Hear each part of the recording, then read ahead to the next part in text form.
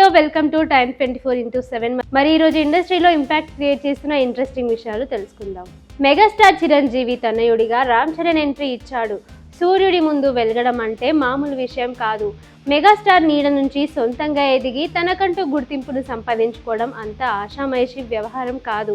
చిరు తనయుడిగా చిరుత చిత్రంతో రామ్ చరణ్ ఎంట్రీ ఇచ్చారు. ఇప్పటికే చిరంజీవి గత కొన్ని దశాబ్దాలుగా నెంబర్ 1 స్థానంలో కొనసాగుతూనే వచ్చారు.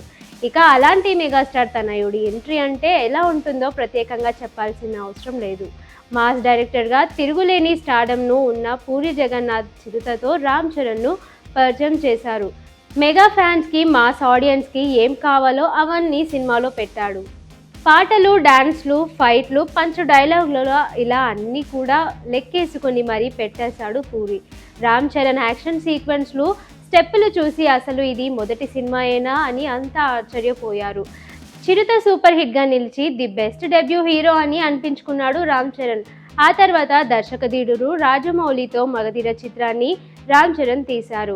అసలైతే ఫస్ట్ సినిమానే రాజమౌళి తీయాల్సి ఉంది. కానీ ఆ ప్రెజర్, అంచనాలన్నీ తట్టుకోలేనని రాజమౌళి చెప్పాడట. కావాలంటే రెండో సినిమాని తాను చేశానని అన్నాడట. అలా మొదటి సినిమాకు పూరికి, రెండో చిత్రానికి రాజమౌళి దర్శకత్వం వహించారు. ఇక మగధీర ఎలాంటి రికార్డు క్రియేట్ చేసిందో ప్రత్యేకంగా చెప్పాల్సిన పని లేదు. ఇండస్ట్రీ హిట్గా నిలిచి రామ్ చరణ్ను తిరుగులేని స్టార్గా నిలబెట్టింది. రాజమౌళితో సినిమా చేసిన తర్వాత హీరోలకు ఓ శాపం వెంటాడుతూ ఉంటుంది. రాజమౌళితో ప్రాజెక్ట్ చేశారంటే నెక్స్ట్ వచ్చే చిత్రం డిజాస్టర్ అవుతుందనే థియరీ ఉంటుంది. దీన్ని నిజం చేస్తూనే ఆరెంజ్ చిత్రం బోల్తా కొట్టేసింది.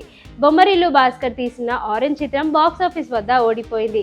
కానీ ఫ్యాన్స్ గుండెల్లో నిలిచిపోయింది. ఆ చిత్రంలోని పాటలు, రామ్ చరణ్ కాస్ట్యూమ్, స్టైలింగ్ ఇప్పటికీ ఎవర్ గ్రీన్గానే ఉంటాయి.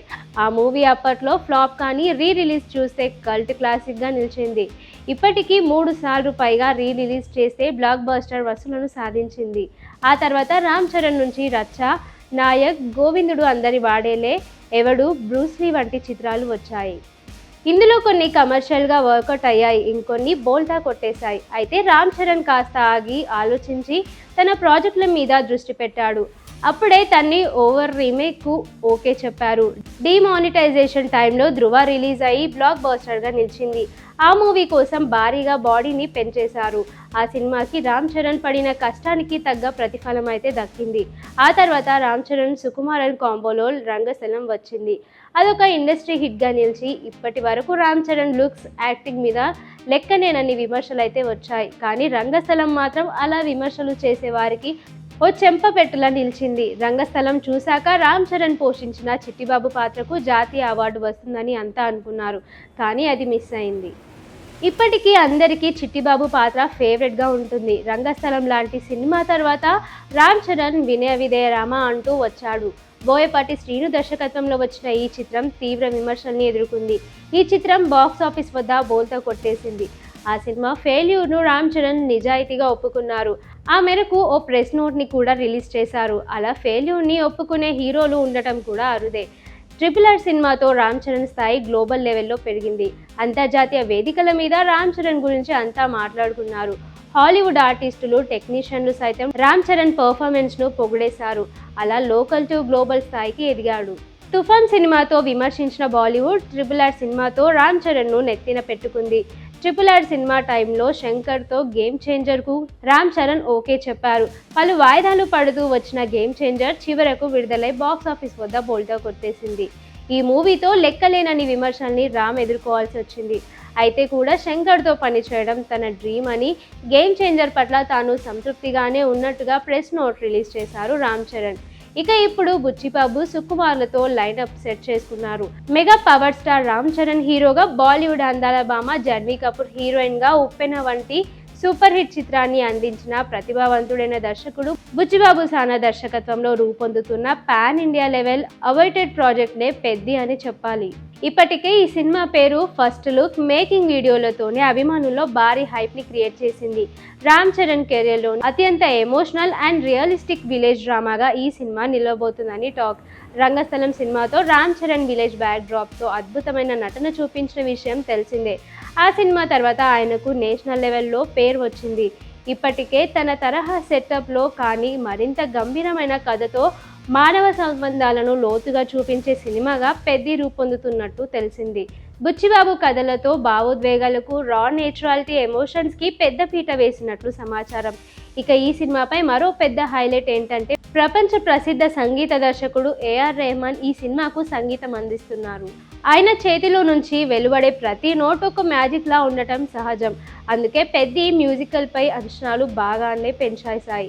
రెహమాన్ ఈసారి తెలుగు రూట్స్ కలిగిన ఫోక్ టచ్తో పాటు ఆధునిక సంగీతాన్ని మేళవించి ప్రేక్షకులను మరోసారి మ్యాజికల్ ప్రపంచంలోకి తీసుకెళ్లబోతున్నారట.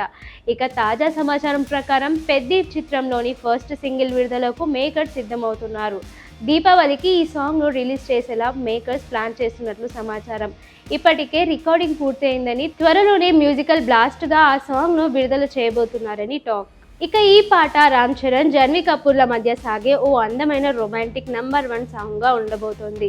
రెహమాన్ అందించే మెలోడీ టచ్, బుచ్చిబాబు రూపొందించే నేచురల్ విజువల్స్ అన్నీ కలిపి ఆ సాంగ్స్ను క్లాసిక్ లెవెల్లోకి తీసుకెళ్లే అవకాశం ఉందని అభిమానులు అంటున్నారు.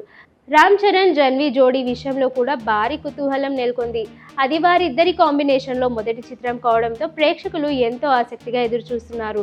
జాన్వీ ఇప్పటికే దేవర చిత్రంతో తెలుగు ప్రేక్షకుల ముందు రాబోతుండగా, పెద్దితో మాత్రం ఆమెకు సాలిడ్ నట చూపించే అవకాశం ఉందట. గ్రామీణ నేపథ్యంలో ఆమెలా మోడర్న్ లుక్ ఉన్న హీరోయిన్ ఎలా కనిపిస్తుందో అనే కూడా ఓ పెద్ద హైలైట్గా నిలిచింది. ఇక ఈ సినిమా మేకింగ్ విషయంలో కూడా వృద్ధి సినిమాస్ ఎటువంటి రాజీ పడకూడదని భారీ బడ్జెట్తో రూపొందిస్తున్నారు. ప్రతి ఫ్రేమ్ కూడా న్యాచురల్గా, విజువల్ గ్రాండ్గా ఉండేలా బుచ్చిబాబు శ్రద్ధ తీసుకుంటున్నారు. తూర్పుగోదావరి, ఏజీ ప్రాంతాల్లో చిత్రీకరణ జరుగుతుండగా ఆ లొకేషన్ల అందాలు సినిమాకు మరింత రియలిస్టిక్ టచ్ ఇస్తాయట. పెద్ది కేవలం రామ్ చరణ్ అభిమానులకే కాదు, మొత్తం తెలుగు ప్రేక్షకులకు ఒక ఎమోషనల్ జర్నీగా నిలిచే అవకాశం ఉంది. గ్రామీణ జీవన శైలిని, ప్రేమను, ఆత్మగౌరవాన్ని, మానవ సంబంధాలను లోతును చూపించే ఈ సినిమా అవుతుందని తెలుస్తోంది.